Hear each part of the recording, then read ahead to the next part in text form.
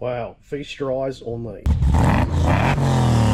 Hey Clunie Garage fans, it's Fred here. Well, we're working on the VP again today. As the thumbnail says, we've got a bunch of new engine bay mods. So without further ado, let's get stuck into it. Alright, as you know from the channel and the history, I always do a bit of a before and after on all the mods so you can sort of see what the bits look like beforehand and then what the new bits are, who the manufacturer or company is that supplied us with the new bits. So let's take a look at the first mod. It starts in the engine bay. Our engine is still in at Gentech. It's all wrapped up, it's ready to go. So now it's up to me to get all the peripheral bits and get all the stuff to bolt into the engine once we get the car towed back in there. So the first of all, power steering pump. And our bracket. So here's the old one. As you can see, sort of pressed steel design from good old GMH and very heavy. And there's just no, oh Jesus, wet. There's just no way I was going to put that on the brand new engine block and with all the other billet aluminium pieces I've got. And plus, you know, that's, you know, she's probably 25, 30 years old, this power steering pump, and it's, I think it had the original service sticker on it. It does too, look at that.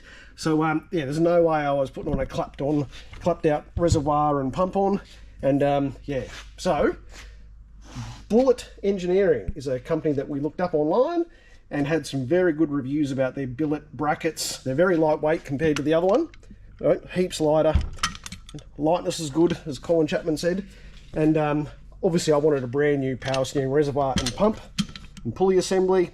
The only thing I have to do to this one to finish fitting the bracket is I've got to take that pulley off just to get that last little eyelet in there.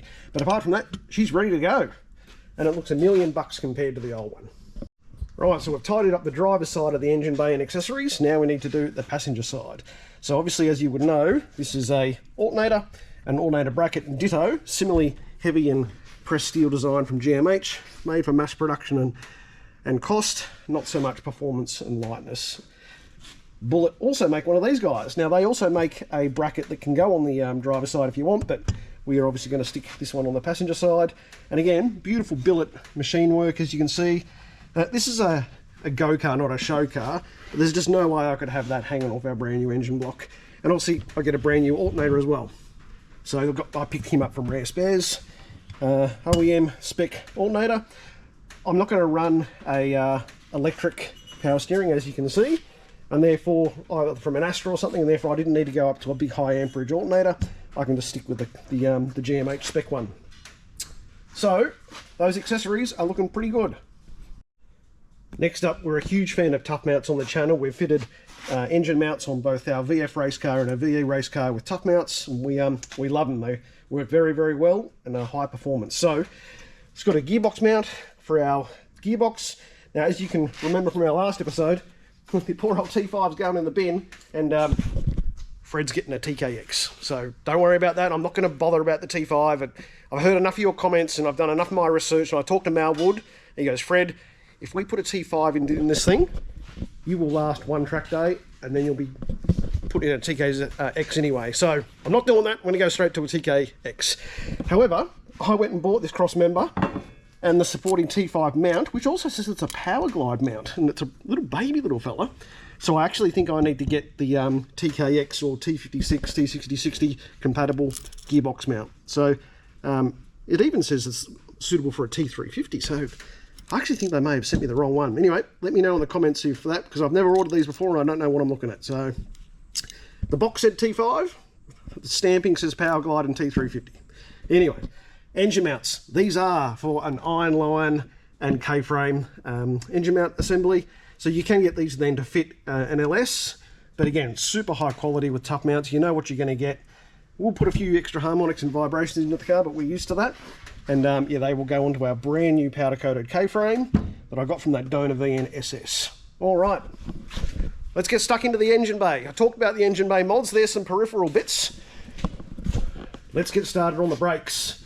So, as you guys might know, that's what a VP 6-cylinder brake booster looks like, and our master cylinder and where the brake lines go in is quite different to the upgrade kit that I bought from Chubby at Low Fabrications. This is a VT brake booster with a big aluminium hat in behind here. Get the spacing right. And obviously where our brake lines go in slightly different, and where our brake master cylinder bracket goes on, I've had to do a bit of extra machining and make a bit of a bracket up. So the other thing you got to do is, if you buy one of the, go from having 6-cylinder or V8 brake lines, you got to step up and get some brake line adapters. So those, I thought these adapters fitted onto the brake lines themselves. They don't. They go straight onto the master cylinder, and that way you can run these smaller brake lines into the bigger master cylinder. So that was good fun.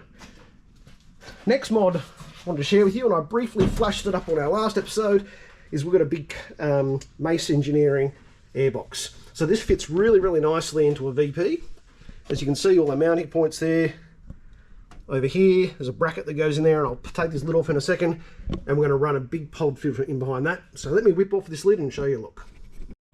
All right, so our little lid is off, and as you can see, that's where it fastens into the engine bay here. That's a very nice design, I must say, from MACE Engineering.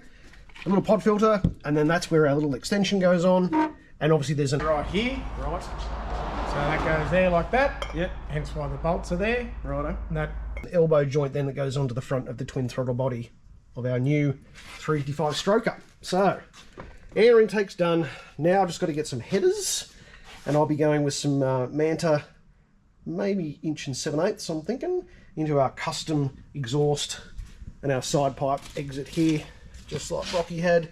Exit down the side pipes there, and maybe I think it would be a 2-into-1 muffler. Always like the sound of a Holden V8 with a big 3-inch single exhaust, but we might have to just wait and see and talk to the exhaust shop about that, and that will be good. Righto, I've got a busy little afternoon coming up here at Clunie Garage. I've got to make this video and edit it and publish it for you guys. I'm going to try and fit that thing in. That's going to be good fun in here, because I don't think it's going to be as easy as fitting the stock radiator just quietly. I've got a long range fuel tank, and I've got to start mocking up the fuel assembly and fuel lines and where all that's going to go. I've got a bunch of aluminium here that's going to help me out. I've got to make some brackets of where things are going to go. I've got my long range fuel tank straps. In the next video I'll show you the brand new fuel tank that we've got, and it's a bit of a surprise. I was going down the drop tank route, but I've got something a little bit special for you guys. And then I'm going to share with you the swirl pot, the fuel system, how we're going to route all the lines, filters. Might look a little bit like a Perkins build, you never know. Getting a bit of inspiration there. But I haven't seen any footage of the inside of Brock's car on what to do, so I'm just going to do the best that I know how. And at the end of the day, it's not a full replica, as you guys know. It's going to be a track car for Fred Jr. and myself, and we are just building it to the best of our abilities. And also, it doesn't have an 18-degree Chev in it. It doesn't have a Holden gearbox, so it's not period correct in that respect. And it's never been to Bathurst or had a full roll cage, and they do it anyway. This is just our little tribute to Peter, and also having something really cool compared to driving this thing, which once you turns you into a pretzel at every chance that it can. And I think it's going to be a bit different than driving a 7-litre supercharged race car with aero. Something a bit more nostalgic. On that note, catch you later, and thanks for watching our videos.